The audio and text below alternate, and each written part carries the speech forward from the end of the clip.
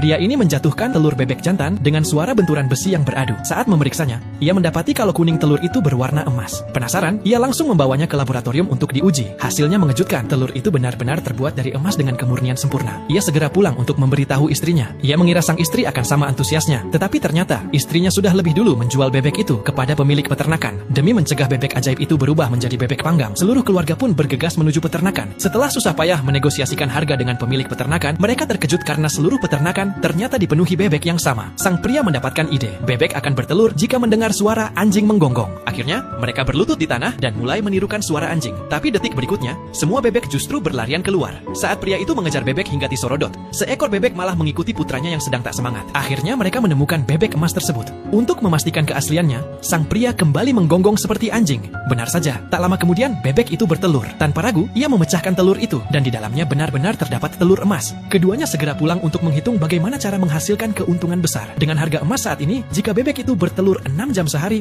mereka bisa menghasilkan $100.000 per hari. Dalam waktu kurang dari setengah tahun, mereka bisa menjadi orang terkaya di dunia. Namun ada satu masalah, mereka tidak memiliki izin produksi emas. Yang terpenting adalah menjaga rahasia ini, agar tidak ada yang curiga. Billy pun menyembunyikan emas tersebut.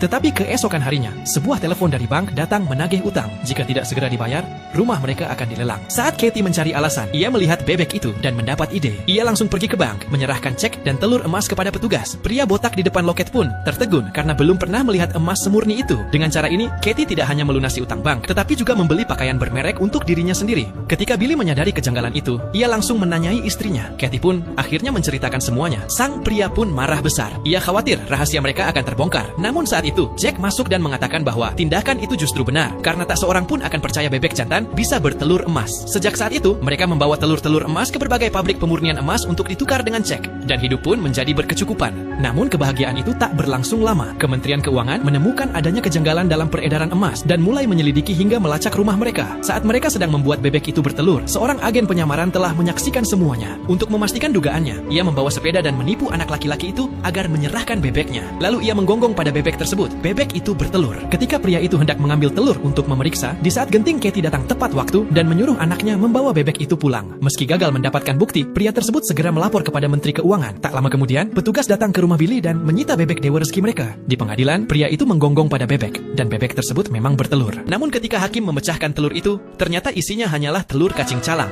Karena kurangnya bukti, keluarga itu pun dibebaskan di tempat. Akhirnya, mereka kembali hidup bahagia bersama bebek ajaib tersebut.